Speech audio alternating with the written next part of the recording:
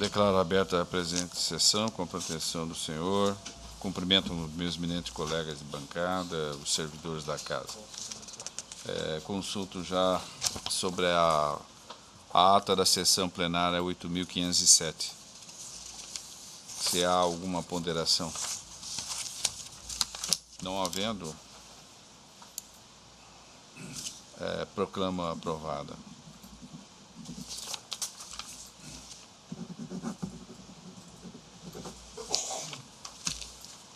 Participo a todos e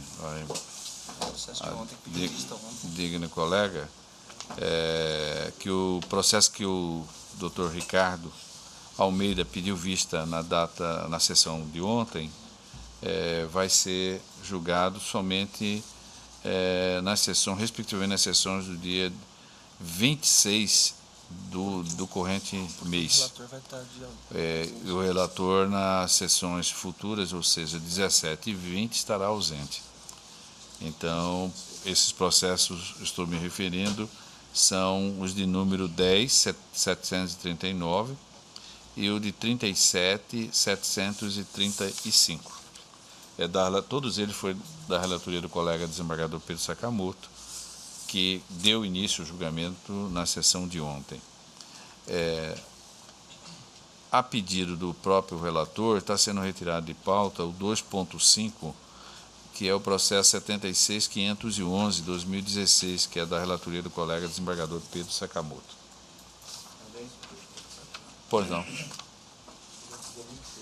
Também esse processo ele será retomado à pauta e será julgado na sessão do dia 26. Em mesa o 2.3 da relatoria do Dr. Marcos Faleiro da Silva, embargos de declaração 12.662/2014, embargo referente a um acórdão de prestação de contas de partido político, órgão de direção regional PDT da eleição de 2014. A parte embargante é o Partido Democrático Trabalhista, o PDT, e aqui o parecer é pelo provimento parcial dos embargos de declaração. Com a palavra o digno relator. Obrigado, senhor presidente. Cuida-se de embargos de declaração com efeitos infringentes opostos pelo Diretório Regional do Partido Democrático Trabalhista, PDT-MT, buscando a modificação do Acórdão 26.011, proferido na sessão plenária 16 de fevereiro de 2013, que resultou na desaprovação de suas contas referentes às eleições de 2014, cujo teor transcrevo. Acórdão número 26.011. Eleições 2014, prestação de contas de campanha, Diretório Regional, omissão de despesas, desaprovação das contas, suspensão cotas fundo partidário. A omissão de despesas em prestação de contas é visto que impede o efetivo controle das contas pela Justiça Eleitoral, ensejando sua desaprovação como na espécie. Aplica-se a sanção de suspensão de recebimento de novas cotas do fundo partidário pelo período de 6 meses, à luz dos princípios da razoabilidade e da proporcionalidade. Alega inicialmente o embargante que o PDT concorreu nas eleições do ano de 2014 e, abro aspas, concentrou as receitas e despesas eleitorais na prestação de contas do seu candidato majoritário José Pedro Taques, eleito para o cargo de governador, bem como no seu Comitê Financeiro Único, fecho aspas, totalizando gastos no montante de R$ 30.134.604,49. Continua dizendo que, abro aspas, o órgão de direção estadual do partido prestador de contas, o PDT-MT, ora embargante, não arrecadou e nem efetuou despesas de natureza eleitoral, fecha aspas. Está na petição de embargos, folhas 313. Relata o partido que apresentou todos os documentos exigidos pela legislação para as contas, bem como não arrecadou recursos de fontes vedadas e ainda abriu conta específica, tudo na forma da norma de regência. Refuta a alegada omissão de despesas, principal impropriedade diagnosticada na prestação de contas, abro aspas, contestou novamente o apontamento constante do item 3.1 do relatório preliminar, asseverando então que não efetuou qualquer transferência direta à candidata Renata Coutinho de Rezende Terra ou para qualquer outro candidato, e afirmando não haver nos autos qualquer elemento que pudesse embasar a afirmação de efetiva ocorrência das alegadas transferências diretas. Folhas 313, fecho aspas. Em relação à omissão de despesas, constante no item 3.2 do relatório preliminar, reafirma os termos de sua petição anterior, objeto do protocolo número 43.649/2015, no sentido de que o partido não arrecadou e não aplicou recursos financeiros ou estimáveis em dinheiro e que, consequentemente, não efetuou despesas. Para o provimento dos embargos, o recorrente argumenta em apertada síntese. Letra A. Existe contradição entre o acórdão e a prova dos autos. Letra B. O decisum questionado teria sido obscuro, uma vez que a irregularidade do item 3.1, omissão da despesa referente à doação eleitoral para a candidata Renata Coutinho Rezende Terra, teve esclarecida e considerada sanada pelo relatório técnico, porém foi mencionada no acórdão as folhas 28, e não se saberia se a desaprovação de omissão de despesa foi resultante do item 3.1 ou 3.2. Omissão 3.2 é referente à omissão de despesa referente à tabela de gastos de folhas 204/208 ou de ambos. Letra C. Existe omissão porque o acórdão não se pronunciou a respeito dos documentos juntados à folha 222 e 307, sendo que esses esclareceram e sanaram a irregularidade apontada no item 3.2, qual seja 131 notas fiscais, como tendo sido omitidas no valor de R$ 83.323,84. Por fim, destaca que houve omissão quanto à sanção imposta, eis que foi feita na redação antiga do artigo 37 da Lei dos Partidos Políticos, sendo que a reforma promovida pela Lei 13.165/2015, ao mencionado dispositivo, tornou mais benéfico, contudo não foi explanado por que não ter sido levado em consideração a norma mais antiga. Forte nesses argumentos é que era ao final acolhimento dos embargos para o fim de sanar a contradição e a obscuridade e omissões apontadas com o fim de alteração de julgados com vistas à aprovação das contas. A Procuradoria Regional Eleitoral opinou pelo provimento parcial dos embargos declaratórios apenas no que se refere ao fato de que o acórdão regional não ter se manifestado sobre a doação eleitoral para a candidata Renata Coutinho Rezende Terra, porque o relatório de folha 124, anexos 1 e 2, disse que a irregularidade havia sido sanada. Todavia, mantendo-se ademais todos os termos do acórdão sem alteração de sua conclusão pela reprovação das contas. É o relatório, senhor presidente. Ouça a douta Procuradoria. Ratifico o parecer, excelência. Ratificado o parecer, o relator para o voto. Senhor presidente, consta do voto condutor, no item B, com o título Omissão de Despesas, a demonstração de várias irregularidades e, secundariamente, foi usado como fundamento o seguinte. Registre-se ainda que houve também omissão de despesa referente à doação eleitoral para a candidata Renata Coutinho Terra, DEM, pois foram declaradas transferências diretas efetuadas, contudo não foram registradas na presente prestação de contas, in verbis.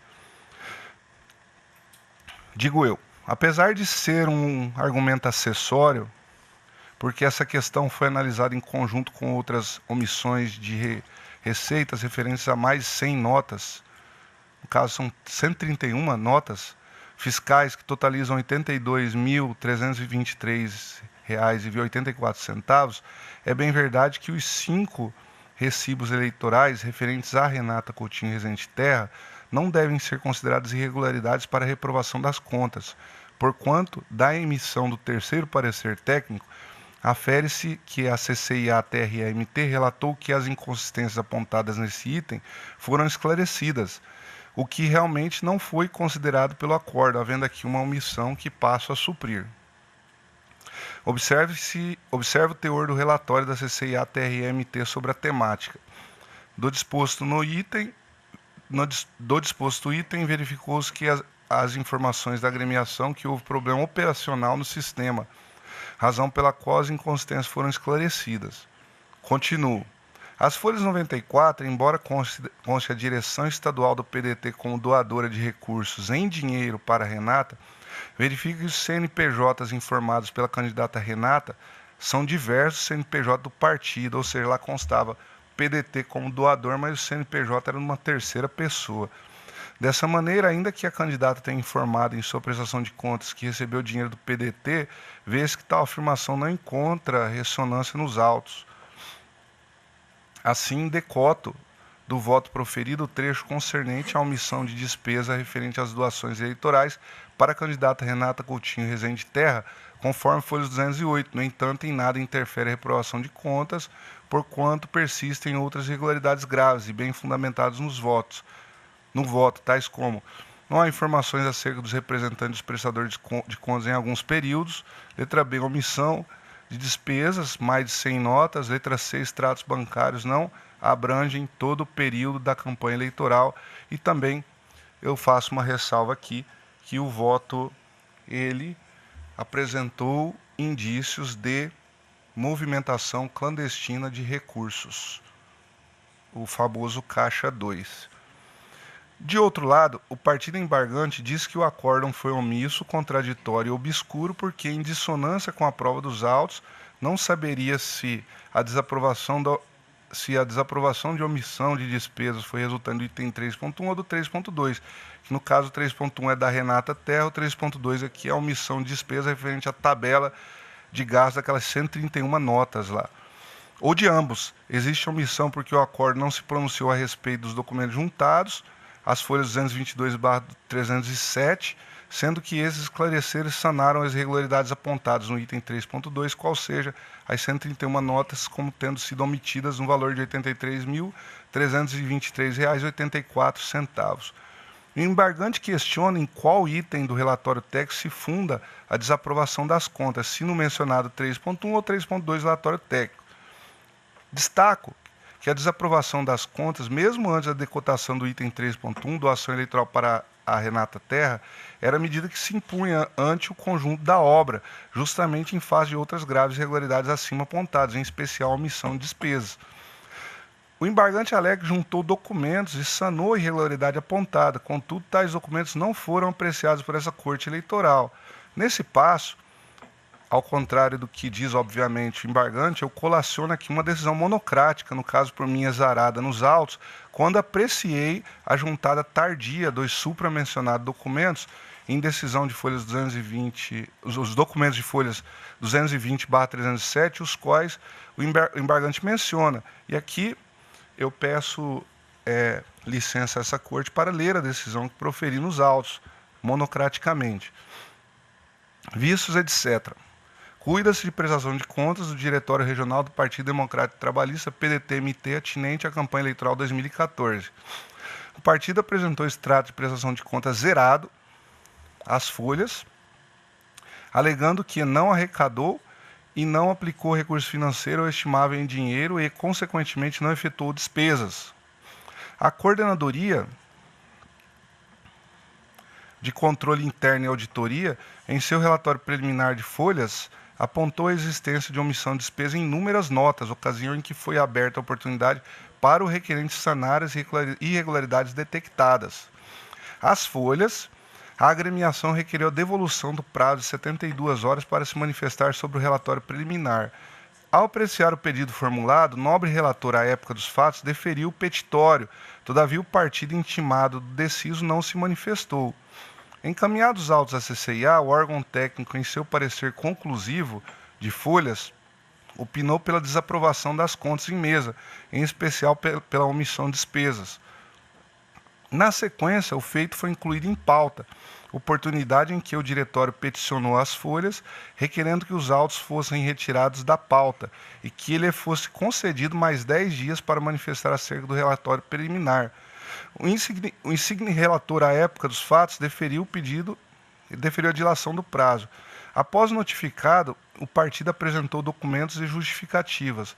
Em novo parecer técnico conclusivo, a Coordenadoria de Controle Interno e Auditoria opinou pela desaprovação das contas da direção regional do PDT, nos termos do artigo 53 caput da Resolução 23406. Em despacho, o saneador convertiu o julgamento em diligência para determinar a intimação do requerente com a finalidade de sanar as seguintes irregularidades. Letra A. Assinar a procuração adjudícia de folhas 10, apócrifa, bem como a prestação de contas final, tipo oficial. Ele não assinou nem a procuração, nem tinha assinado na época a própria prestação de contas, como determina o artigo 34, parágrafo único da Resolução 23406. Contudo, o requerente ainda assim quedou-se inerte. Entrementes, no dia da sessão de julgamento, o prestador de contas atravessou petição, na qual requereu a retirada do presente processo de pauta de julgamento e reiterou o pedido de interferência direta desta egrégia corte para diligenciar junto aos seus fornecedores a origem das notas referente à omissão das despesas, bem como juntou novos documentos. Subsequente, de ordem do pleno, contrária ao meu posicionamento, o pleno determinou a retirada da prestação de contas de pauta e determinado o seu encaminhamento à CCIA após a Procuradoria Regional e Eleitoral. Que, na verdade, o que ele queria à época é que o TRE fosse atrás da documentação que ele precisaria para poder prestar as contas, entendeu? A CCIA emitiu um novo parecer técnico e o douto representante da Procuradoria Regional reiterou o parecer de folha 75 e 76, no qual pugnou pela desaprovação das contas. Novamente, às vésperas da presente sessão, no caso a época, né, da presente sessão de julgamento, o partido apresentou nova petição em documentos requerendo a suspensão do julgamento pela terceira vez, apresentando documentos requerendo a apreciação do seguinte: aspas, interferência direta desta egrégia corte, no sentido de intimar cada uma das empresas emitentes das notas fiscais, no caso 131 empresas, do item 3.1 do relatório preliminar para esclarecer de que forma foram pagas as mesmas, se através de cheque ou transferência bancária, de modo a se poder identificar o contratante e efetivo pagador da despesa representada por cada nota fiscal. No dia 14 de 2 de 2017, o juiz relator admitiu a juntada dos documentos, porém indeferiu a suspensão do julgamento e a interferência do TRE na captação da origem das notas fiscais das despesas efetivadas. Estranhamente, no dia 15 de 2 de 2017, um dia antes do julgamento das contas, que inicialmente foram declaradas zeradas, o partido requereu a juntada de planilha do total de notas referentes às despesas eleitorais e o livro Razão, onde aparecem os registros das referidas despesas, requerendo a suspensão do julgamento e remessa dos autos ao órgão técnico para confirmar o registro das despesas na prestação de contas anual referente ao exercício 2014, mesmo tendo dito antes que não existiam despesas. Analisei os documentos, todos são datados do ano 2014, porém somente um dia antes do julgamento foram juntados aos autos. O partido não apresentou um documento sequer quando do início da prestação de contas, indicando extrato zerado e negando despesas, e, a conta gotas e entre idas e vindas, deixando de assinar procurações, apresentando documentos apócrifos, solicitando dilações de prazo infinitas e não atendendo às determinações judiciais, obstando por duas oportunidades o julgamento da presente prestação de contas em plenário, atrasou o andamento do feito desde 2014. Pois bem, o artigo 37, parágrafo 6º da Lei 90/96 estipula que as prestações de conta dos órgãos partidários têm natureza jurisdicional. Isso implica em dizer que às prestações de contas se aplicam os prazos e regras processuais, entre eles o Instituto da Preclusão. Porquanto, ainda que o parágrafo 11 do mesmo artigo 37 diga que a qualquer tempo possam ser juntados documentos e que sejam feito requerimento pelos partidos, é preciso que se tenha uma moderação dessa possibilidade, sob pena de se retirar a natureza jurisdicional das prestações de contas. Por outro lado, tendo a prestação de contas essa natureza, a ela se aplica o princípio constitucional contido no inciso 58. Me ajuda esse número romano aqui. Como? 78 do artigo 5º da Constituição Federal, princípio da duração razoável do processo. Permitir que, a qualquer tempo e em qualquer instância, antes do trânsito em julgado, possam ser juntados novos documentos com a suspensão do julgamento e remessa dos autos à CCIA é contrariar explicitamente o comando constitucional e comento, prolongando indevidamente o trâmite dos processos até que ocorra prescrição, nos termos do parágrafo 3º do já mencionado artigo 37 da Lei 90.96/95. Bastaria para isso que o órgão partidário, a cada decisão judicial ou julgamento marcado, ou mesmo estando o processo no próprio TSE, juntasse novos documentos para que se reabrisse a instrução processual, com a sempre possibilidade do retorno do processo à instância inferior para evitar a supressão de instância. O partido está alterando a verdade dos fatos quando inicialmente falava que não havia despesas e agora apresenta notas de despesas. Está usando o processo para conseguir o objetivo ilegal, que é a prescrição. Está opondo resistência injustificada ao andamento do processo, conforme é notório acima, procedendo de modo temerário, fazendo confusão processual e provocando incidentes infundados. Por essas razões, com base no artigo 81, parágrafo 2º do CPC, condeno o partido a pagar multa de 10 salários mínimos por litigância de má-fé e indefiro o presente pedido de suspensão do julgamento, apreciação dos presentes documentos e também, no caso, eu indeferir a remessa dos autos à CCIA, porque véspera de julgamento, horas antes, não é momento oportuno para alterar tese jurídica e apresentar documentos datados de 2014 e requerer remessa de autos ao órgão técnico, conforme jurisprudência dessa Corte. Aqui eu cito uma jurisprudência, Dr. Paulo César Alves Sodré, que nós temos usado constantemente acerca da questão. Eu vou citar, vou fazer questão de lê-la. Eleições 2014, prestação de contas, candidato, irregularidades, recursos próprios, superação, patrimônio declarado, questão de ordem, memoriais, juntada de documentos, início de julgamento, apreciação, indeferimento, manutenção dos documentos dos autos, contas desaprovadas. Acolhe-se questão de ordem suscitada pelo relator do feito para fins de indeferir apreciação de documento juntado aos autos como memoriais protocolizados na véspera do julgamento, por não se tratar de documentos novos, e ainda em razão do candidato ter sido intimado a apresentá-los e não fez, autoriza-se, entretanto, a manutenção de documentos nos autos, ou seja, essa jurisprudência, conforme a jurisprudência, ele indeferiu a apreciação dos documentos, mas autorizou que os mesmos fiquem juntados nos autos. Desaprovam-se as contas de campanha de candidato que apresentam um conjunto de inconsistências não sanadas, as quais comprometem a regularidade das contas. Revela-se irregular a doação de recursos próprios, candidato que apresentou patrimônio zerado por ocasião do registro de candidatura e não comprovou por documentos hábeis a origem de tais recursos.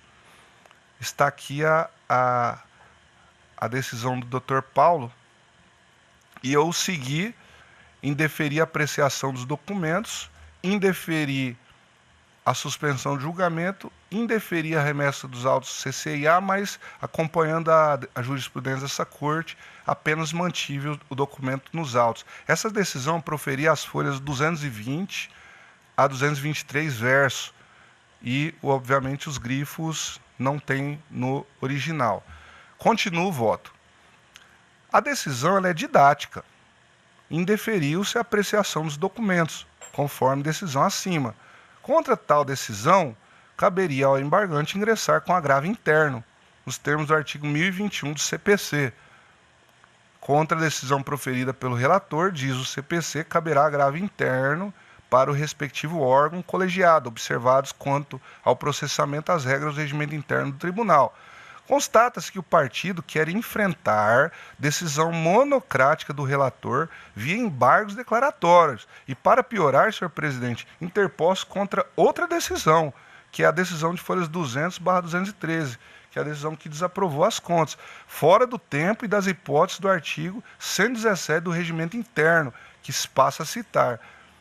Contra a decisão monocrática do relator, caberá, no prazo de 3 dias contados de sua publicação, agravo interno para o plenário do tribunal. Embargos de declaração, continuo, contra o acórdão de folhas de número 26.011, evidentemente não é o meio recursal apto a combater uma outra decisão, qual seja a decisão monocrática de folhas 220/223 versos, que sequer foi objeto de recurso.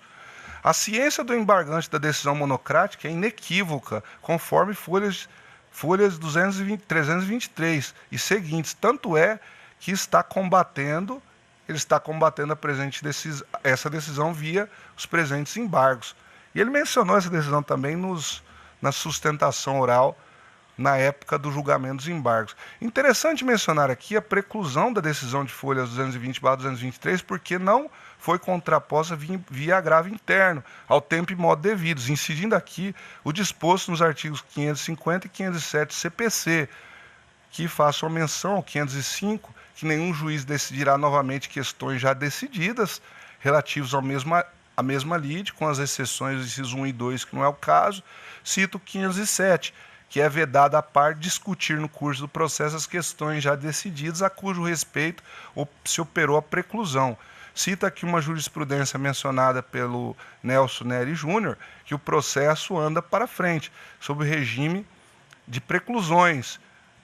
Decisão irrecorrida proferida em audiência de instrução e julgamento não pode ser objeto de posterior recurso quando já tinha ocorrido a preclusão. Continuo. Vejo que o partido embargante vem tentando frustrar a prestação de conta desde o seu nascedouro. O PDT quer usar o contraditório e a ampla defesa para um processo a conta-gotas, lento e sempre apresentando as contas às vésperas dos julgamentos, com documentos incompletos e dúbios. Até o próprio partido tem dúvida se os documentos que ele quis apresentar aqui de última hora que quer considerar justificam ou comprovam ou sanam a omissão de despesas. Aqui eu cito um trecho da petição recursal, que ele diz: ao dizer que do valor total das notas fiscais, R$ 83.323,84, apenas R$ 19.227 estavam pendentes de esclarecimentos. Ou seja, ainda ele fez ajeitou, ainda ficou pendente uma parte dessas omissões lá atrás, que tinha alegado que apresentou prestação de contas zeradas. Estavam pendentes de esclarecimentos. Apenas demonstrou que suas buscas estavam avançando e levando a resultado efetivo, no sentido de forma incontestável que não omitiu despesas. Isso está na peça recursal de folhas 30.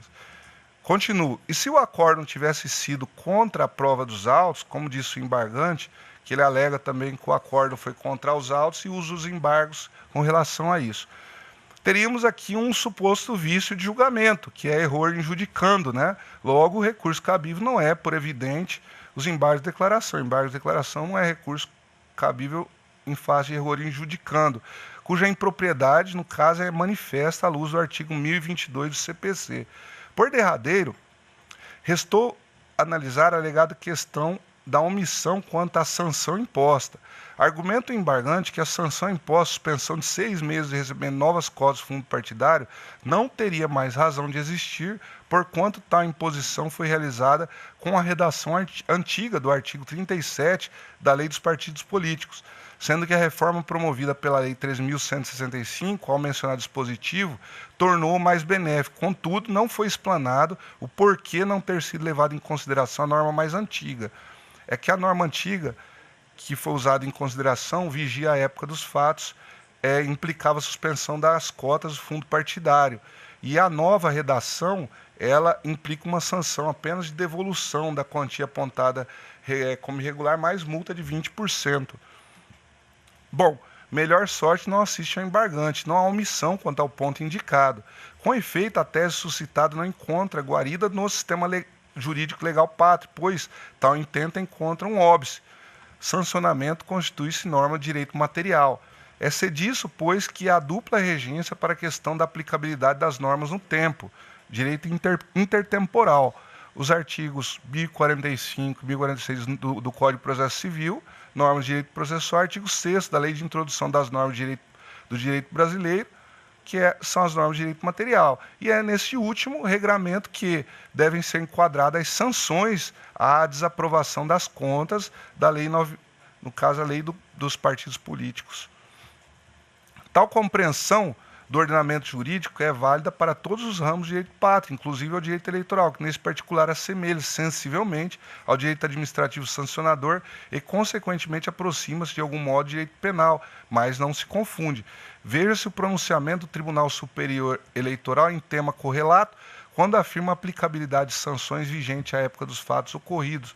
Aqui eu vou ler apenas a parte negritada.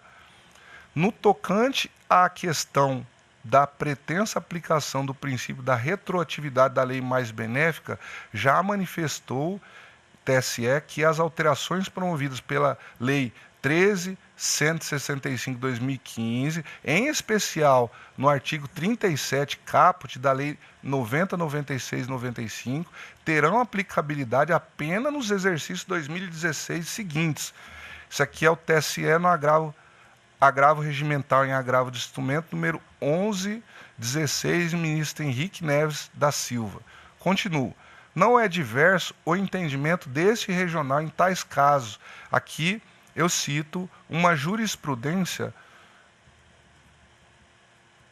do nosso colega novamente, doutor Paulo César Alves Sodré, que está à disposição de Vossa Excelência. O pedir vênia para não citar, que ele inclusive cita o princípio tempus regi actum nesses casos. Portanto, a fim de que seja preservada a lógica presente no ordenamento jurídico pátrio, no sentido de que as normas de direito material não estão sujeitas à aplicação retroativa, uma vez que não se trata de aplicação de lei penal stricto sensu, mas sim de sanção de ilícito civil cometido por pessoa jurídica de direito privado, partido político, a pretensão recursal não pode ter procedência, no caso, né?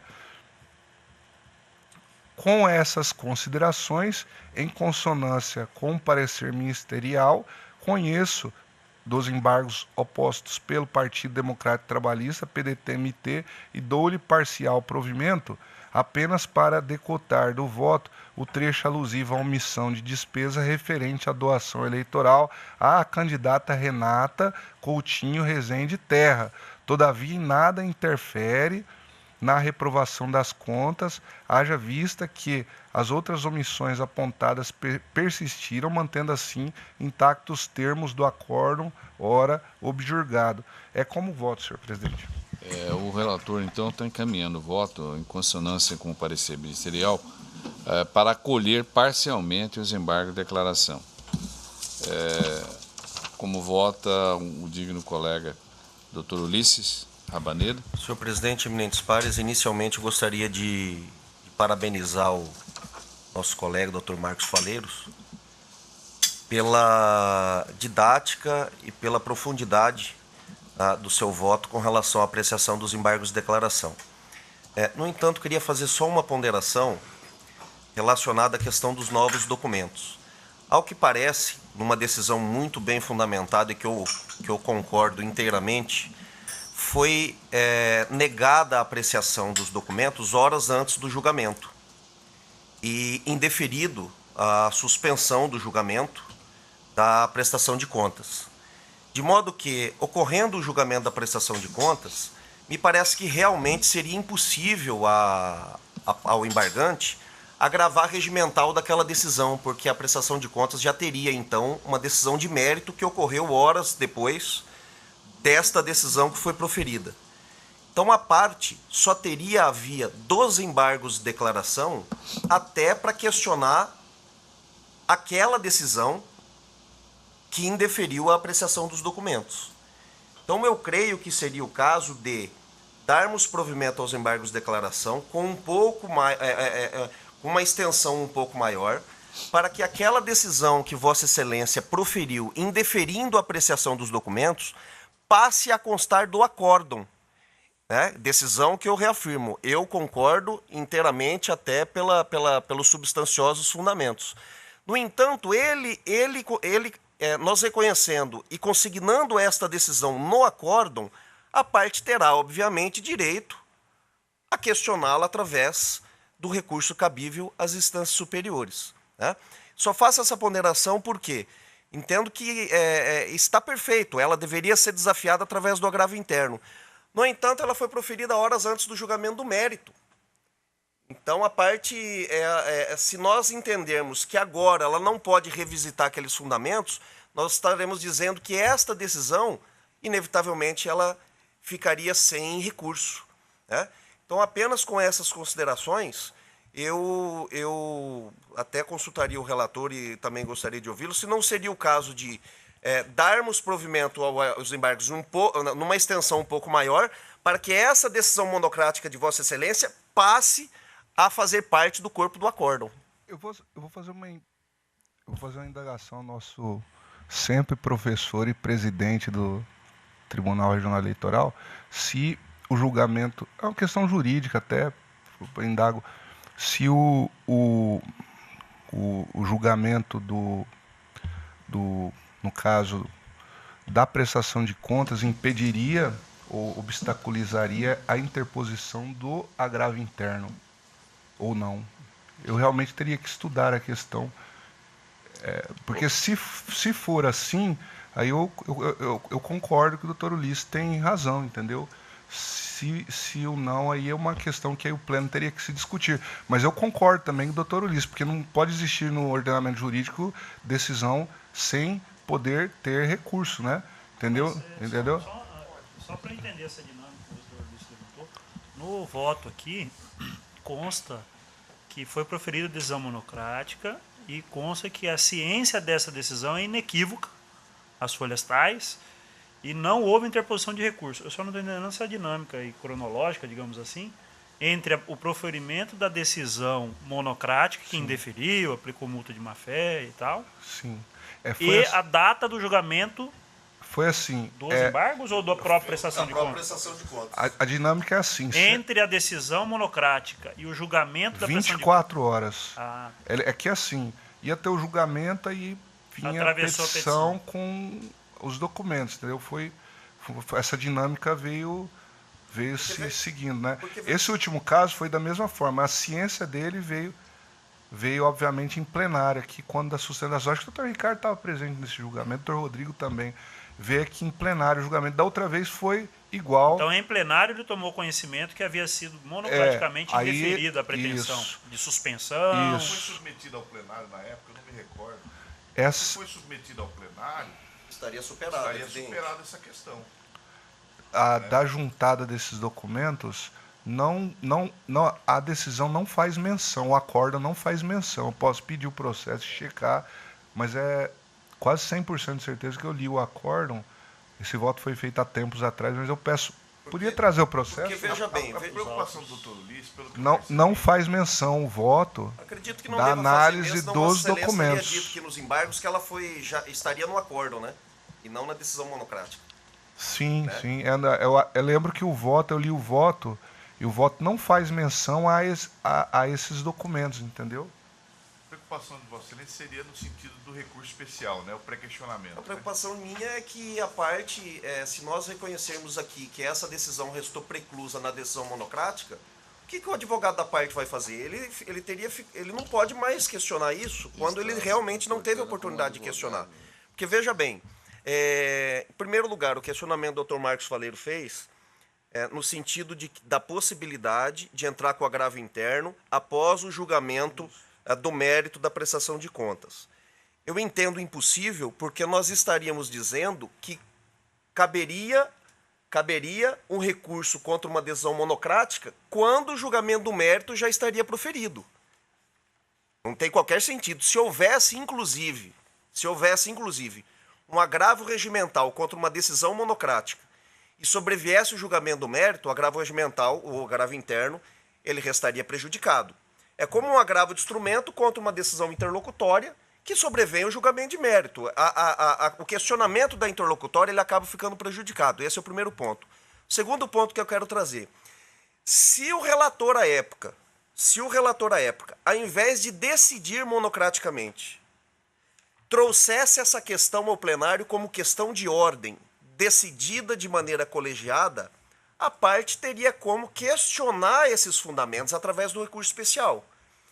Nesta hipótese que nós estamos julgando, como foi decidido monocraticamente um dia antes, ou seja, 24 horas antes, e ela não constando do acordo, a parte vai fazer o quê? Mas aí eu perguntaria o seguinte: todos nós sabemos, é princípio básico do processo civil, e que se aplica aqui à jurisdição eleitoral, que o advogado da parte ele tem que se manifestar na primeira oportunidade. E é por isso que eu estou consultando se houve o questionamento em plenário, porque ainda que o relator não trouxesse a questão de ordem destacada, era possível o advogado fazer da tribuna. Isso eu digo porque, não sei se no caso específico, mas é muito comum o advogado reiterar o pedido na primeira oportunidade em plenário, quando não teve a oportunidade do agravo regimental. Então, eu sei, não querendo adiantar os debates, mas me parece que a oportunidade para o advogado manifestar seria da tribuna, que é um ato... Aqui, ó, e provavelmente, doutor Ulisses, ele manifestou, salvo engano, ele manifestou. Ele manifestou na tribuna, e aí, inclusive, eu fiz menção apenas no... Eu fiz menção assim, às vésperas do julgamento, estou lendo o voto, folhas 202. Às vésperas do julgamento, horas antes, no dia 15 de 2 de 2017, o partido apresentou novo pedido de suspensão de julgamento, apresentando documentos, remessa dos autos à CCIA e para a Procuradoria Regional Eleitoral, o que foi deferido em parte pelo magistrado apenas para que os documentos ficassem anexados aos autos com aplicação de multa ao partido e litigância de má-fé. Aí ele apresentou uma questão de ordem, é óbvio que não foi, como se diz, a taquigrafia não transcreveu a sustentação, mas ele levantou uma questão de ordem, Dr. Lorival Ribeiro Filho, as folhas 212. Presidente, se me permite só um esclarecimento de uma questão de fato. Antes de dizer, queria dizer ao relator que a juntada desses documentos não implica em confissão de dívida e nem em confissão dessas operações e dessas compras. Elas apenas têm o propósito de corroborar o que já defendido lá atrás, que não comprou, não pagou, que estava contabilizado na prestação de contas anual. Então, o propósito que não faz parte desse processo tem um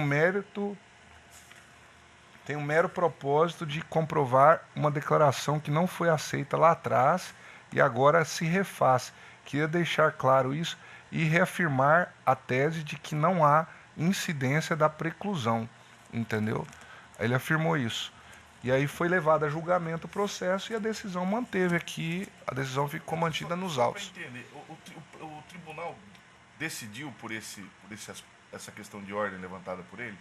Ele não levantou questão de ordem, porque já tinha sido indeferido monocraticamente, né? Mas parece que eu ouvi você dizer a questão central é saber se o acórdão colegiado, de alguma forma, aborda o tema, ainda que endossando aquela decisão monocrática. Não, isso não. Nem no aspecto que não foi... De certa forma, sim, porque na verdade foi desaprovado, porque ficou constatada a omissão de despesas. Sim. O relator, tal qual esse julgamento relatado pelo Dr. Paulo César, com a diferença de que, nesse julgamento que o Dr. Paulo relatou, foi no formato de questão de ordem acolhida, suscitada pelo próprio relator, mas indeferida a apreciação de documentos, porque foram juntados também, naquele caso, de maneira extemporânea. A diferença é que o doutor Marcos Faleiros, a meu ver, decidiu isso não como questão de ordem plenário, e sim monocraticamente. Um dia mas antes. Esse é a diferença. Mas o que nós temos é que a Corte, em plenário, não considerou esses documentos extemporaneamente juntados. Isso no julgamento de mérito da prestação de contas, no acórdão agora sujeito a embargos de declaração. Então, eu penso que essas questões estão, sim, superadas, né, porque foi, de certa forma, tratado no julgamento de mérito e agora reafirmado nos embargos de declaração na medida em que essa Corte, tal qual naquele precedente citado, não está admitindo a juntada infinita, como disse o eminente relator, de documentos de maneira intempestiva. Nós estamos reafirmando que não era possível a juntada desses documentos e reafirmando aqui que é o caso da desaprovação das contas. Eu vejo como superada essa questão. Então, veja bem, mas naquele momento do julgamento de mérito da prestação de contas, me parece que os documentos não foram apreciados respeitando o comando da decisão monocrática anteriormente proferida. Então, o questionamento que faço é o seguinte: como a parte pode questionar aquela decisão monocrática? A única questionamento que eu deixo é esse. Mas isso é simples de resolver. Pelo que eu entendi, foi levado a plenário essa questão, né? Porque até por uma questão de ordem que foi levantada pelo advogado da tribuna, e foi se colocada essa questão de que haviam documentos que haviam sido juntados extemporaneamente. O relator fez constar isso, né, de forma sucinta, mas dizendo de uma decisão monocrática anterior, horas antes, quer dizer, que a corte tomou conhecimento de que haviam documentos sido divulgados. Então, isso fez parte, no contexto maior, do julgamento, né? E, inclusive, citando um precedente que autorizaria esse entendimento de que não poderiam ter sido juntados, né? Conforme fundamentação do Dr. Rodrigo. Então, eu entendo que a decisão do relator está correta nesse sentido da preclusão. Se nós concluirmos que realmente há essa abordagem na decisão colegiada, me parece superado a... Mas veja, doutor Ulisses, que, de toda sorte, o senhor não está totalmente desprovido de razão. Se for a título de sugestão, como o partido, ele, vamos dizer assim, ele questiona a questão dos documentos nos embargos, entendeu? Ele é objeto dos embargos, a não apreciação dos documentos no acórdão, como está claro no relatório, o doutor Rodrigo pode até dar uma olhada aí para nós, ele aborda a questão da não análise dos documentos. Poderíamos, então, aqui, eu não vejo nenhum óbice, que o tribunal possa estar ratificando no pleno a decisão monocrática de folha 220/223 como parte dos embargos, conforme de integrar o acórdão, conforme de complementar, vamos dizer assim, que eu acho que é uma das funções dos embargos de declaração, complementar ou integrar a decisão anterior. Então, eu não vejo nenhum, assim, na sugestão de Vossa Excelência, eu não vejo nenhum obstáculo em ser acolhido. E aqui fico a palavra do nosso processualista, nosso presidente. Doutor Marcos, é óbvio que esse tema que está sendo levantado em mesa, ele é objeto dos embargos. Obviamente que sim. Sim, objeto.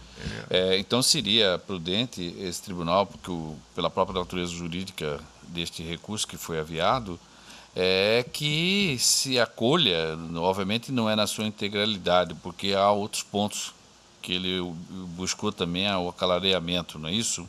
Sim. Mas esse especificamente ser aclarado e ser retificado o acordo objeto da embargabilidade, para que seja consignado nesse acordo que houve uma decisão do relator indeferindo anteriormente a matéria que está posta aqui em debate, né? Porque trazer para o acordo, já que se está acolhendo, mas sem então, se ela consta no voto, ela tem que constar eu pergunto, ela está no acórdão? Essa questão não está no acórdão então, embargado. Cabe o senhor está no embargo. Essa correção. Só teria que fazer a correção no dispositivo Veja do só, embargo. o que eu estou a dizer há um acórdão que é objeto da embargabilidade. Nesse acórdão, objeto, não consta essa matéria. Embora ela tenha sido decidida, ela faça parte do corpo da fundamentação do acórdão. Não, ela está no fundamento. Não, no voto. Não deste aqui, do não faz parte do corpo do voto embargado, não. Só faço menção ao relatório, faço menção que existe a decisão monocrática. Então houve uma omissão no acordo, ué. Então houve omissão. Isso está simples de resolver, é só tá mudar o simples, dispositivo. É só você Alterar o conseguir. Esses embargos aqui, nós Vai clareá-los. acolhermos também Sob esse ponto. para que aquela Exatamente. decisão monocrática que o senhor transcreveu aqui passe a fazer parte do Isso. acórdão. E aí, faria uma sugestão e aí, de aí isso vai implicar numa elaboração de um novo acórdão aqui dentro deste. E aí, nele, o senhor faça constar essa matéria. Eu só faria uma sugestão, senhor presidente. Eu penso que nós não podemos adotar a decisão monocrática, nós podemos adotar os seus fundamentos, né? Justamente. Porque daí nós adotaríamos os fundamentos do relator como uma decisão colegiada. Só uma questão... Sim, mas é nesse sentido, é colegiado que está tratando Mas agora. desembargador, acho que nem haveria nesse... Veja só, um dos argumentos dos embargos é o seguinte, aqui, ó, item C. Existe omissão porque o acórdão... E esse aqui é o ponto que eu acho que depois o doutor Ulisses levantou a questão, o senhor está coberto de razão. Existe omissão, diz o embargante, porque o acórdão não se pronunciou a respeito dos documentos juntados às folhas 222 a 307, sendo que esses esclareceram e sanaram a irregularidade apontada no item 3.2. São aquelas 131 notas, como tendo sido omitidas, no valor de R$ 83.384. Aqui está simples, desembargador. Como a decisão já foi mencionada, já foi citada em totum no corpo dos embargos, aqui poderíamos apenas mudar o dispositivo dos embargos declaratórios. Com essas considerações, em caso em consonância parcial com o parecer ministerial, conheço dos embargos opostos pelo Partido Democrático Trabalhista e dou-lhe parcial provimento. Não, acolho parcialmente. Porque a linguagem pragmática você rejeita ou acolhe. A pragmática, né, do código. E acolho parcial provimento, é isso? Não, né? acolho em parte. Acolho O em presente embargo de declaração. parte os presentes Embargo de declaração. embargos de declaração. Ponto.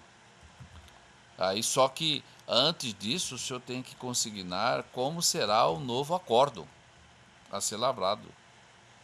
Certo? Porque se o senhor acolheu, pressupõe que o senhor alterou. Sim, sim. Ele tem que. Pois é, mas ele tem que.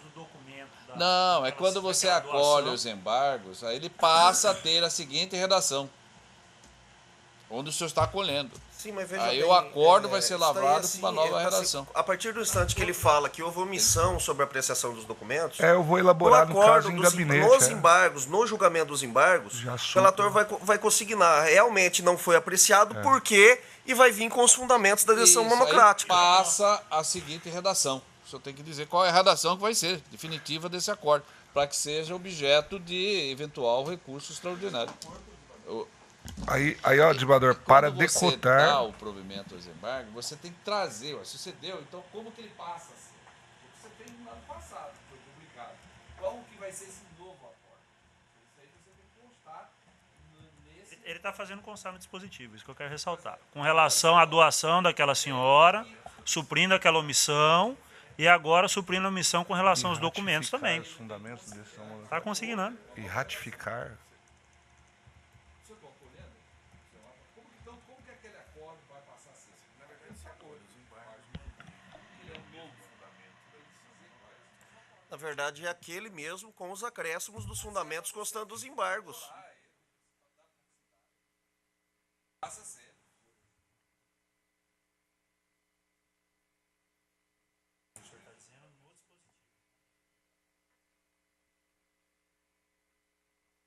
Está dizendo, para decotar do acordo anterior, o trecho alusivo à omissão da despesa da Renata. E para ratificar a decisão monocrática que indeferiu a análise dos documentos. Eu entendo que se os embargos de declaração servem para... É que o presidente está entendendo pela necessidade de consolidar um acórdão. Consolidar um novo acórdão. E data vênia, eu entendo que quando você julga os embargos e agrega fundamento àquele acórdão, Já é um novo acordo. você vai apreciar os dois em conjunto, inclusive para efeito recursal. Exato, tem. Tem.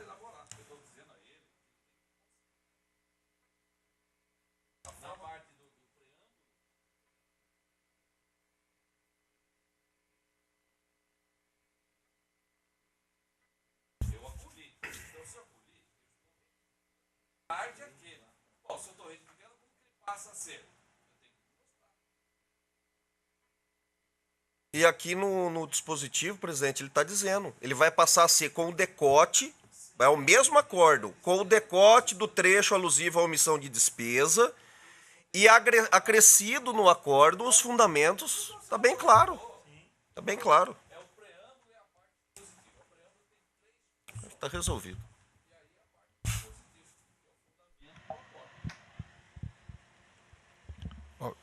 Aí... Todos estão de acordo? Então, proclama o resultado. O Tribunal, por unanimidade, acolheu, em parte, os embargos de declaração, nos termos do voto do doutor relator. Eu vou parar aqui, porque o parecer ele chegou de forma diferente.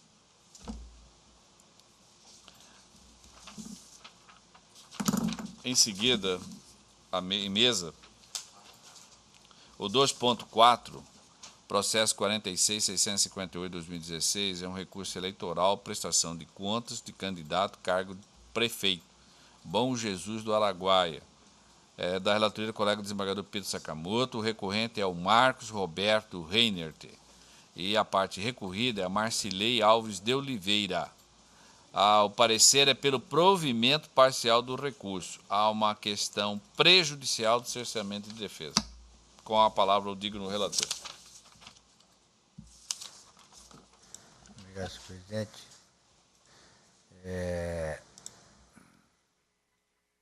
Trata-se de recurso eleitoral interposto por Marcos Roberto Reiner e Marcilei Alves de Oliveira, candidatos não eleitos ao cargo de prefeito e vice-prefeito, respectivamente, no município de Bom Jesus do Araguaia, contra sentença proferida pelo juiz da 53ª Zona Eleitoral, que desaprovou suas contas de campanha referentes às eleições de 2016, em razão de omissão de gastos com impressos no montante de R$ 1.250. Os recorrentes sustentam, em caráter preliminar, a ocorrência de cerceamento de defesa ante a supressão de fase processual, que é a conversão a rito ordinário, que lhes permitiria sanar as irregularidades apontadas pela análise técnica e pugnaram pela anulação da sentença e consequente retorno dos autos ao juiz de primeira instância, para que seja realizada uma nova instrução do feito. Quanto ao mérito, aduz que o único fato que justificou o nobre juiz singular desaprovar as presentes contas foi a divergência sobre o registro de uma despesa no valor de R$ 1.250, que nem de longe macula a regularidade e essencialidade das referidas contas, haja visto tratar-se de impropriedade de cunho técnico e formal devidamente sanável.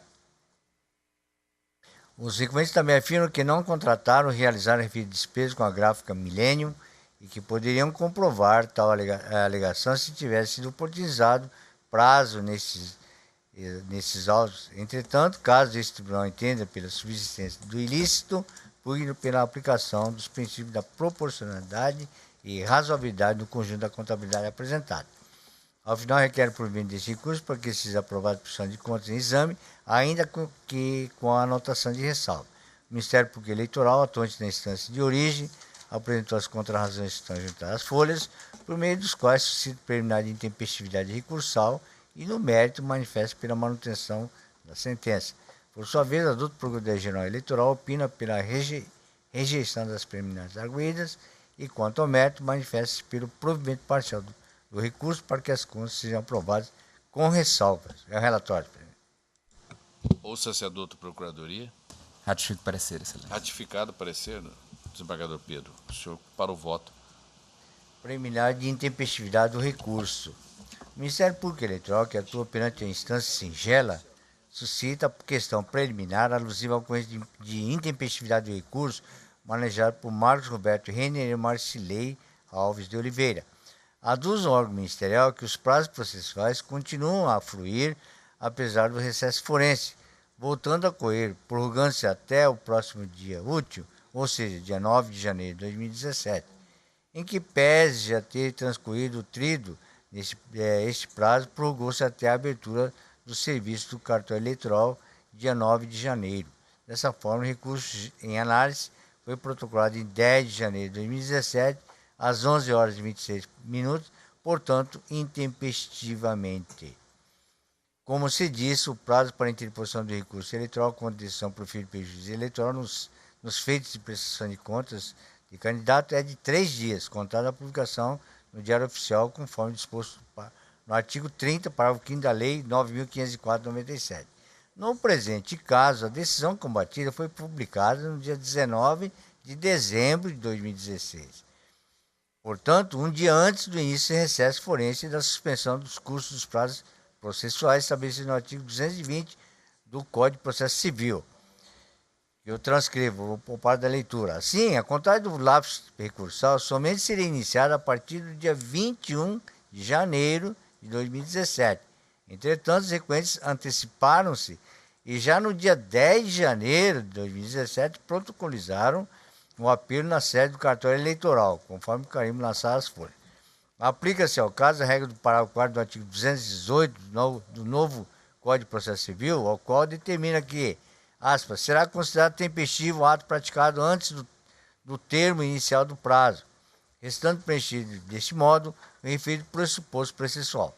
Com essas considerações, em consonância com o parecer ministerial, rejeito a preliminar de intempestividade do recurso subexame. É como voto. O pressuposto recursal está sendo afastado. Todos estão de acordo? Pode prosseguir, desembargador. Aqui é no caso do recesso, né, que começa a contar o prazo a partir do dia 21. Sim. Segunda preliminar é de cerceamento de defesa.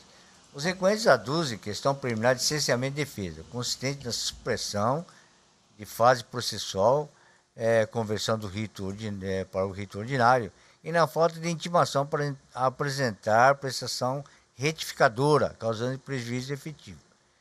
Compulsando os autos, observo que, de fato, o despacho em contradiz as folhas, que deliberou acerca do parecer técnico conclusivo, não determinou a conversão do feito para o rito ordinário.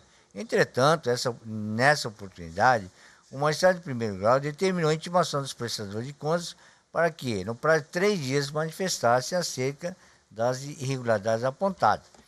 Em sequência, os requerentes ofereceram as justificativas jungidas às folhas, acompanhadas de documentos, na tentativa de elidir as inconsistências contábeis. Na mesma peça, registraram o seu inconformismo contra a ocorrência de cerceamento de defesa e nulidade processual, sob o argumento que não poderia ter sido expedido parecer conclusivo sem que fosse previamente intimados para corrigir as falhas. Com efeito, em que pese não ter havido a conversão de rito, não se verifica qualquer prejuízo aos recorrentes, tampouco qualquer violação aos princípios do contraditório da ampla defesa que impusesse o reconhecimento da nulidade, uma vez que os mesmos recorrentes tiveram ciência de todos os atos do processo, sendo intimados para sanar as irregularidades apontadas pela análise técnica, fazendo-se parcialmente conforme se extrai da sentença de folhas.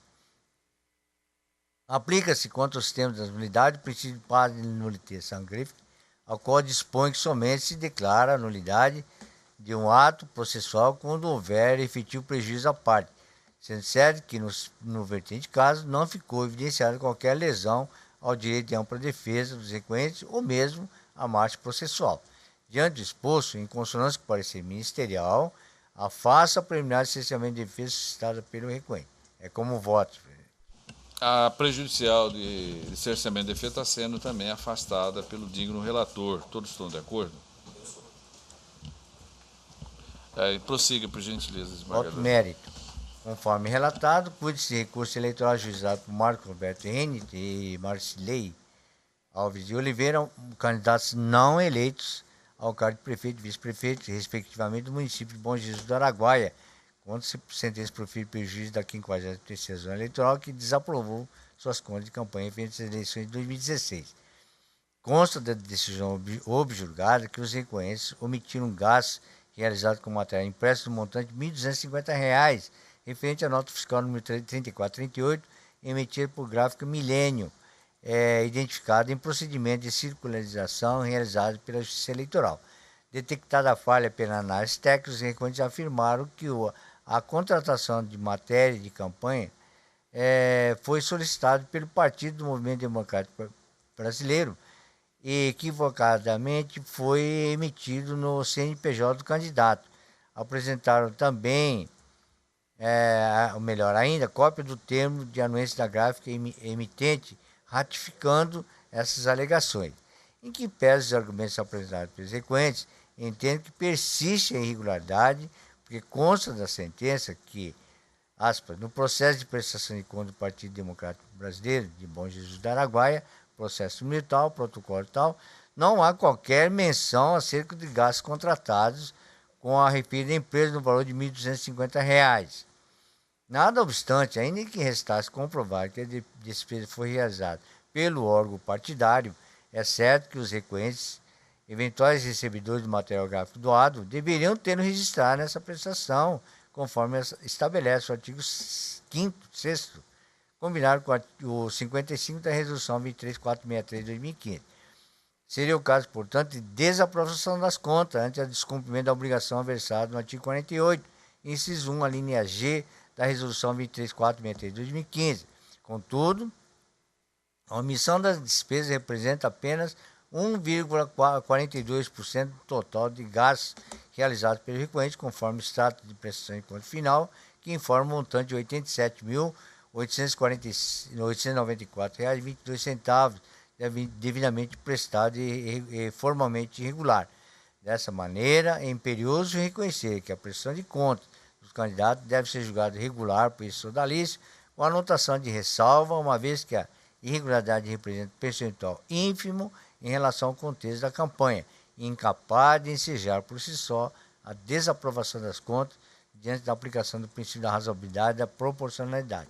Em situações como tais, impõe aplicar-se o artigo 30, inciso 2 e parágrafo 2º da Lei 9.504/97, que estabelece exatamente nesse sentido do voto que eu transcrevo e vou poupar de leitura. Em relação ao assunto, melhor, a Corte Superior Eleitoral teve a oportunidade de decidir.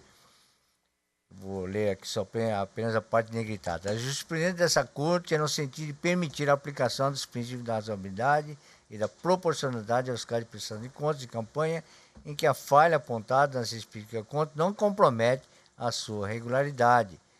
Essa é de relatoria da ministra Luciana Guimarães Lócio, publicado então no Diário Eletrônico 21/6/2013. Diante do exposto, em consonância com o parecer ministerial, dou parcial provimento ao recurso interposto por Marcos Roberto Renner e por Marcilei Alves de Oliveira para aprovar, com ressalvas, suas contas de campanha referente às eleições de 2016. É como voto, senhor presidente. Todos estão de acordo, eminente colega? Então, proclamo o resultado do Tribunal por unanimidade. Rejeitou a preliminar de intempestividade e afastou a prejudicial do orçamento de defesa. E, no mérito, também por unanimidade, deu parcial provimento ao recurso para aprovar com ressalvas as contas de campanha, nos termos do voto do doutor relator, em consonância com o parecer ministerial. Continua com a palavra o desembargador Pedro Sakamoto para relatar e votar o 2.6 da pauta, que é o processo 10.302/2017. É uma representação, veiculação de propaganda partidária, inserção, televisão, reserva legal de tempo, participação política feminina. Essa é uma matéria que está sendo recorrente aqui nesse plenário. Aliás, essa questão que está até com vista ao doutor Ricardo, né, que tem um entendimento divergente, né, a princípio. Assim, a princípio. Mas é o caso também nesse caso, né, que se trata de representação proposta pelo Ministério Público Eleitoral contra o Diretório Estadual do PDT de Mato Grosso, em razão de descumprimento por parte da reserva legal de tempo, a promoção e difusão da participação política feminina por ocasião da propaganda partidária veiculada pela televisão nos dias 1 e 3 de março, 24 e 28 de abril, 15 e 17 de maio, 26 e 30 de junho do corrente ano de 2017, sob formato de inserções. As duas representantes que, conforme o conteúdo da mídia e das gravações anexas a esses autos, nenhuma das inserções vinculadas pelo representado tratou da participação política feminina, contrariando dessa maneira a exigência contida no inciso 4 do artigo 45 da Lei 9.096/95. Destaca, ademais, que o dispositivo legal violado busca corrigir desigualdade histórica no ambiente político, no qual a participação das mulheres, apesar dos avanços verificados recentemente, ainda se encontra fragilizada.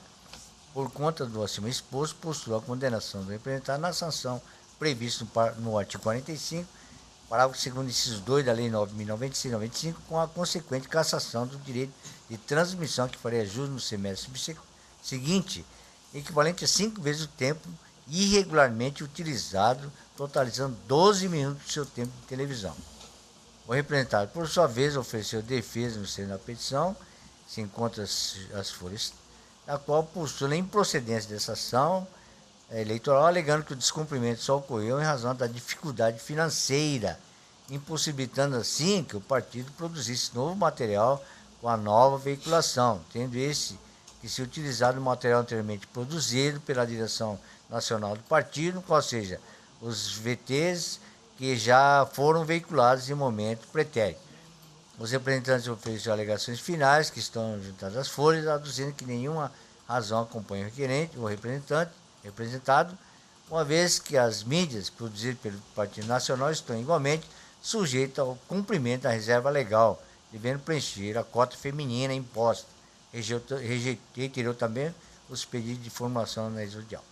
Por sua vez, o representado deixou transcorrer em autos o prazo para a manifestação das alegações finais e, por derradeiro, o representante foi intimado para regularizar sua representação processual, fazendo as folhas 56 e 60, o representante que retificou o erro material contido em sua defesa, esclarecendo que não afrontou a norma, mas que desatendeu o preceito legal. É o relatório. Ouça-se a douta Procuradoria. Excelências, apenas um breve destaque das alegações finais já oferecidas. Importa destacar que o representado reconheceu o descumprimento integral da norma. Ele realmente confessou que não houve qualquer propaganda destinada à promoção da mulher na participação política.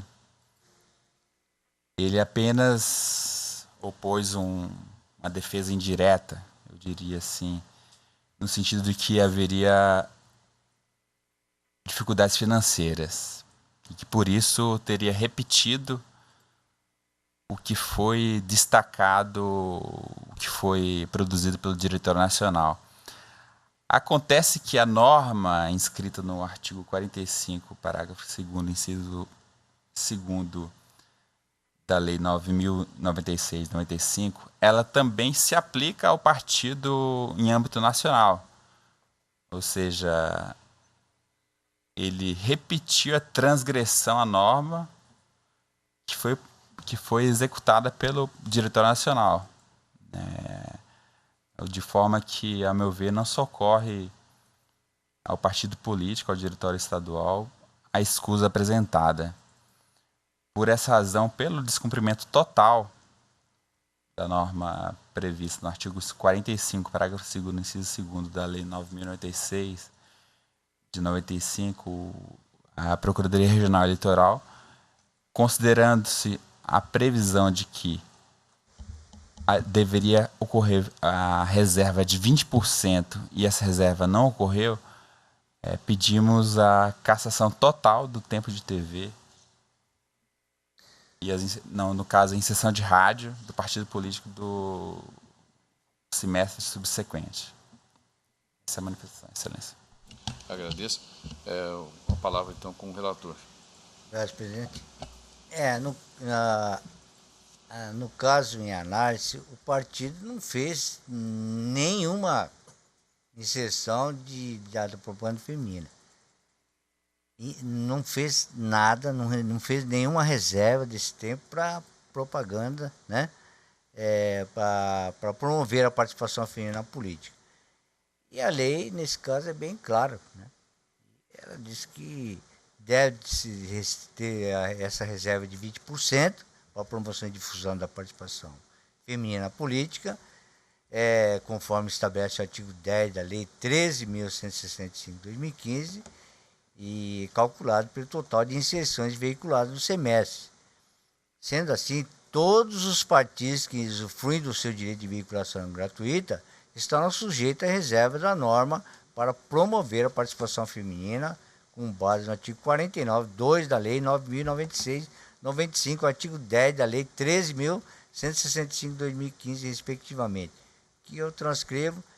E a matéria também já é bastante conhecida e, portanto, eu estou aqui de forma resumida, estou julgando procedente a representação, mesmo porque houve descumprimento da norma, né? E caçando, então, o tempo equivalente a 5 vezes o tempo faltante do tempo que deveria ter sido reservado no primeiro semestre de 2017 na televisão, resultando na perda de 12 minutos da propaganda partidária que tiver direito no semestre seguinte, ou seja, segundo semestre agora de 2017, nos termos do artigo 45, parágrafo 2º da Lei 9.096/95. É assim que estou conduzindo meu voto. O colega está, portanto, julgando procedente a presente representação, com voto ao doutor Rodrigo. Doutor Marcos Faleiro.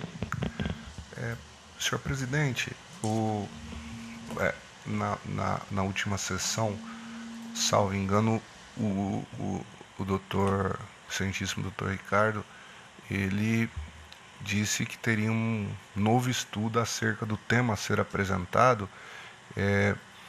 Caso mesmo for manter a questão e for apresentar esse novo estudo, eu gostaria de ouvi-lo antes de me manifestar a respeito do tema, caso vai haver o pedido de vista nesse caso também.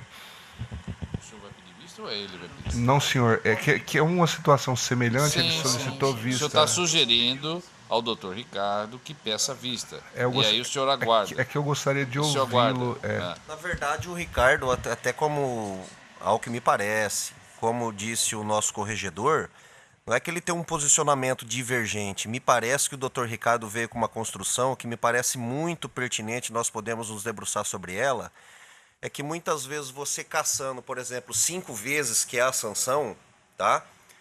O tempo de participação feminina também fica prejudicado.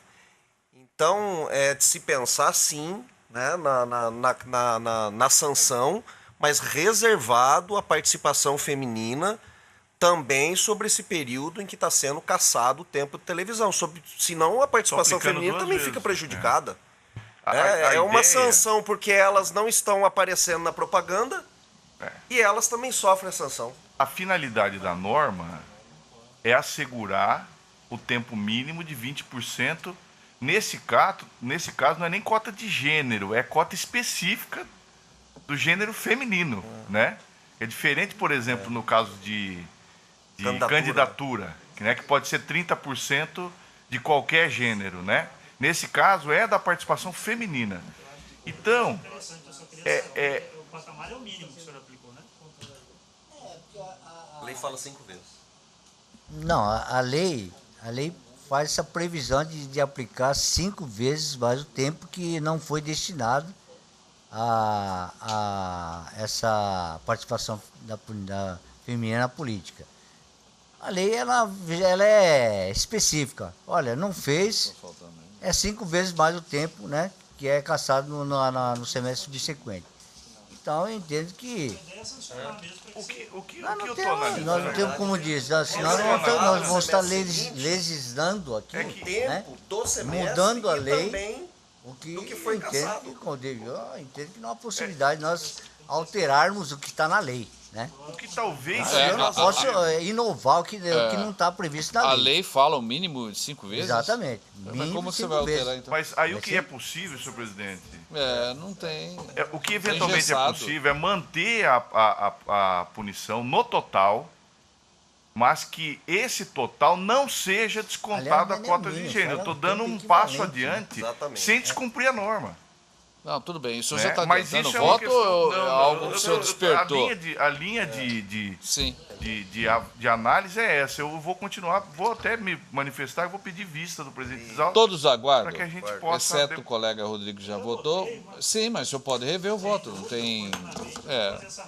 Então, o relator e o primeiro vogal julgou procedente a representação, pediu vista antecipadamente o quarto vogal, o doutor Ricardo Gomes de Almeida, e os demais aguardam. Julgamento suspenso, será retomado o seu julgamento na sessão do dia 26 de setembro. Encerrado a pauta judicial, passemos agora aos processos administrativos. Em mesa, desembargador Pedro Sakamoto, é uma revisão do eleitorado, coleta de dados biométricos do município de Nova Santa Helena, da 23ª Zona Eleitoral. É um requerimento da sua pasta, Corregedoria Regional Eleitoral de Mato Grosso. O senhor está com a palavra.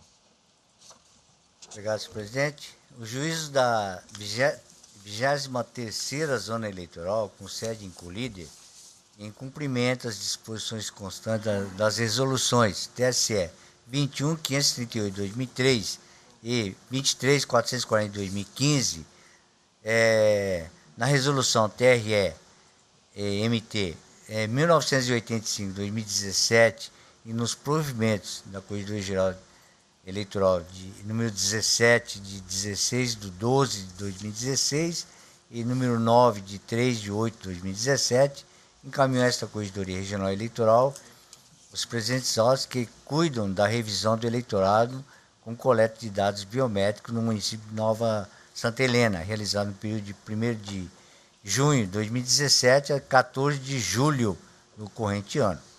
Após a conclusão dos trabalhos revisionais, a Promotoria Eleitoral, que oficia naquela instância de primeiro grau, em manifestação em contradição às folhas, opinou pela regularidade dos trabalhos com o consequente cancelamento das inscrições de títulos eleitorais daqueles eleitores que não compareceram à revisão. O juiz da 23ª Zona Eleitoral prolatou sentença encartada às folhas, ocasião em que determinou o cancelamento das inscrições dos eleitores ausentes, decisão essa que foi disponibilizada no Diário Eletrônico da Justiça Eleitoral de número 2462, publicado em 1 de agosto de 2017, com trânsito em julgado, certificado às folhas 175. A doutor Procurador-Geral Eleitoral, que em parecer de folhas, destacou, observando as formalidades previstas na legislação aplicável à espécie, razão pela qual opinou pela homologação da revisão do eleitorado realizada no município de Nova Santa Helena, com fundamento no artigo 76 da resolução TSE 21.538/2003. É o relatório, presidente. Ouça-se a douta Procuradoria. Ratifico o parecer, excelência. Ratificar o parecer no sentido do deferimento, aprovação, né? O senhor está conduzindo o voto nesse sentido? Exatamente. Nesse sentido, senhor presidente, estou, então,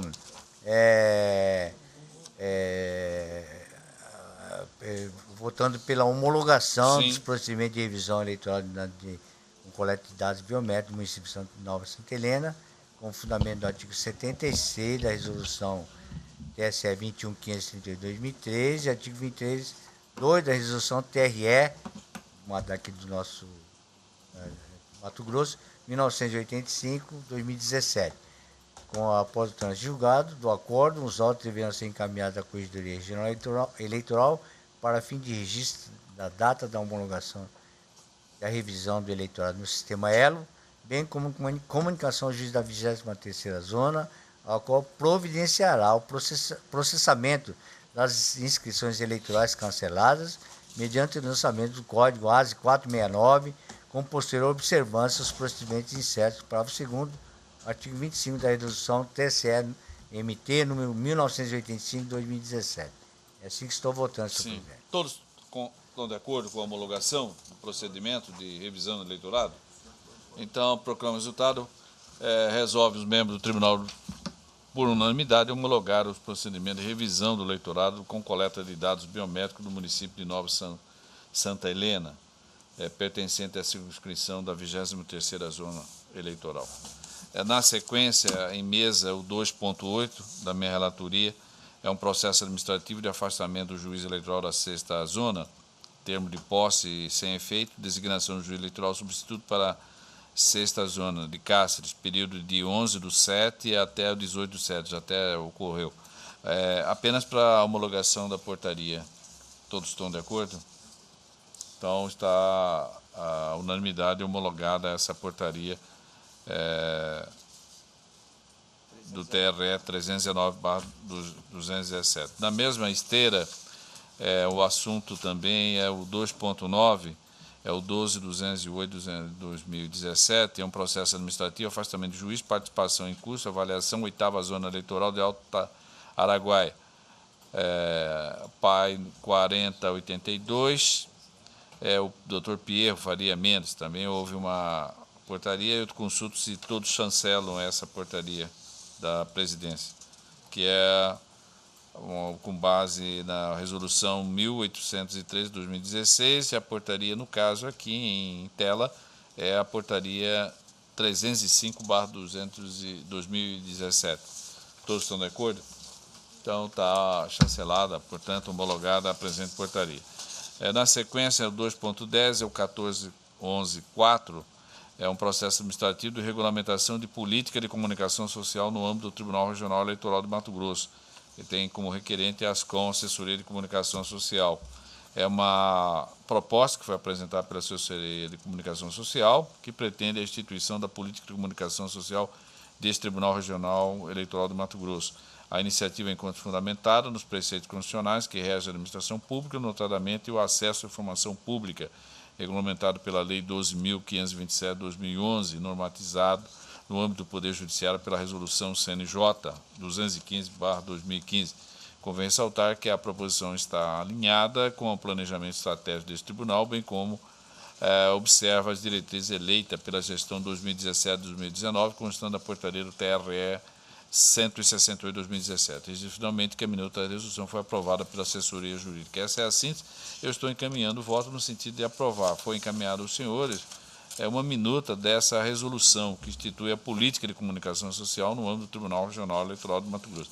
Estamos, a proposição em mesa nada mais é do que determina já a resolução do CNJ e também está alinhada, como ficou consignado, as diretrizes traçadas por essa gestão. Todos estão de acordo? Examinar?